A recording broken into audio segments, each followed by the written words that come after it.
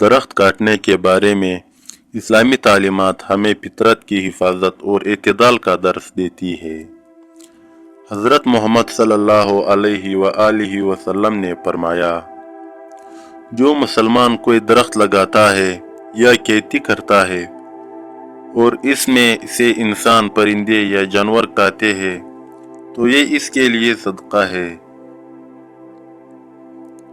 اس سے درخت لگانے اور محفوظ رکھنے کی اہمیت ظاہر ہوتی ہے۔ ایک اور موقع پر حضرت محمد صلی اللہ علیہ وآلہ وسلم نے جنگ کے اصول بتائے ہوئے فرمایا، درختوں کو نہ کاٹو اور نہ ہی کہ تم کو برباد کرو۔ یہ ماحول کے تحفظ کی واضح ہدایت ہے۔ حضرت ابوبکر صدیق رضی اللہ عنہ نے اپنے فوج کو نصیحت کرتے ہوئے فرمایا، پھلدار درخت کو نقصان نہ پہنچانا اور نہ انہیں کاٹنا۔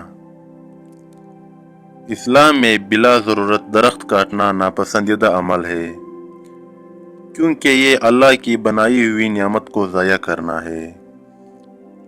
علماء کے مطابق اگر کسی ضرورت مثلاً تعمیر یا حفاظت کے تحت درخت کاٹا جائے تو اس میں گنجائش ہے، لیکن فضول یا نقصان دہ طریقے سے درخت کاٹنا منع ہے۔ اسلام ہمیں درخت لگانے اور ان کی حفاظت کرنے اور بلا وجہ انہیں کاٹنے سے بچنے کی تعلیم دیتا ہے، کیونکہ یہ نہ صرف ماحول بلکہ انسانیت کے لیے بھی فائدہ مند ہے۔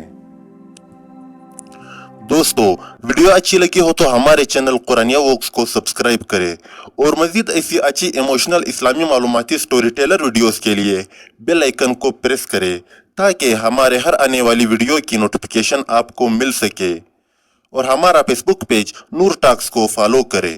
والسلام۔